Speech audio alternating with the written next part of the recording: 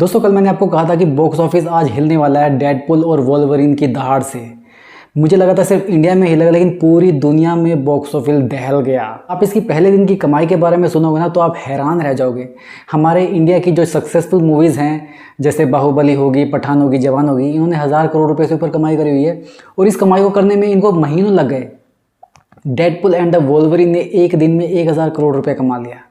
मतलब उसने ये बताया कि हमारी औकात क्या है। जिस कमाई को हम महीनों में अचीव करते हैं तो हॉलीवुड वाले उसको एक दिन में कर लेते हैं। भाई कमाल की बात है। तो कल डेडपुल मूवी ने पूरी दुनिया में 1000 करोड़ रुपए कमाए। अब आ जाते हैं भारत में इस मूवी ने कितना पैसा कमाया। भारत में इस मूवी ने 22 करोड़ 30 लाख रुपए के करीब कमाई करी। मैंने प्रेडिक्ट किया था कि इसकी जो कमाई है वो 18 से 22 करोड़ रुपए के बीच में होने वाली है। मेरा प्रेडिक्शंस 100% सही निकला। आपने नहीं देखा? एक बार देख लो। तो मेरे ख्याल से ये मूवी भारत में पहले ही दिन 18 से 22 करोड़ रुपए के करीब की ओपनिंग करने वाली है और ये 2024 की सबसे ज़्यादा पैसा कमाने वाली मूवी बनने वाली है। ओपनिंग डे पर लिख के ले लो। तो दोस्तों ये जो 22 करोड़ 30 लाख रुपए इसने कमाए, इसमें इंग्लिश वर्जन में इसने 11 करोड़ 90 लाख रुपए कमाए और हिंदी वर्जन में 8 करोड़ 10 लाख रुपए कमाया। मैंने दूसरी प्रेडिक्शन ये करी थी कि ये 2024 में जितनी भी मूवीज़ हॉलीवुड की भारत में रिलीज हुई हैं उनमें सबसे ज़्यादा हाईएस्ट ग्रोसिंग कलेक्शन करने वाली मूवी बन जाएगी ओपनिंग डे पर। तो डेडपुल एंड वोल्वरिन ने Godzilla x Kong the new empire का फर्स्ट डे पर सबसे ज़्यादा पैसा कमाने का रिकॉर्ड तोड़ दिया है। 2024 की मूवीज़ के रिकॉर्ड की मैं बात कर रहा हूँ। उसने 13 करोड़ 25 लाख रुपए कमाए थे भारत में, इसने उसे लगभग दुगने कमा लिए हैं।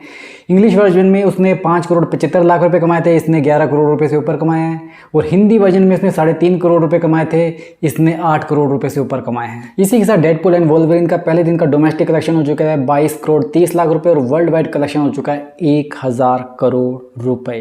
तो दोस्तों ये लेवल है मार्वल यूनिवर्स का, वर्ल्ड डिज्नी का। और ऑक्यूपेंसी की बात करूँ तो एक चीज़ ने मुझे बहुत ज़्यादा हैरान करा है कि हिंदी वर्जन में इसकी ऑक्यूपेंसी कम रही है और इंग्लिश वर्जन में ज़्यादा रही है। मतलब हमारे देश के लोग भी अब इंग्लिश में मूवीज़ ज़्यादा देखते हैं। हालांकि डेडपुल की जो हिंदी की डबिंग होती है वो बहुत ही अल्टीमेट होती है, बट फिर भी अगर लोग इंग्लिश में देखते हैं तो इंग्लिश में भी इंजॉय करते होंगे तभी देखते हैं। अब इंग्लिश में 3D वर्जन में इसकी ऑक्यूपेंसी 33% के करीब थी और IMAX 3D में इसकी ऑक्यूपेंसी 69% थी, लगभग दुगनी।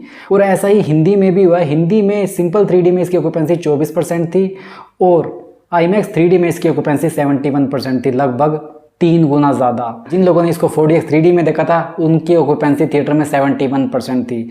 मतलब सिंपल 3D में तो लोगों ने बहुत ही कम देखा है। इसके अलावा कुछ शोज 2D में भी रन हुए थे बट उनमें ऑक्यूपेंसी 40% 35% से कम ही थी। अब क्योंकि आज सैटरडे है, वीकेंड स्टार्ट हो चुका है, तो मुझे लगता है आज इसकी ऑक्यूपेंसी भी बढ़ेगी और थिएटर में कलेक्शन भी बढ़ेगा।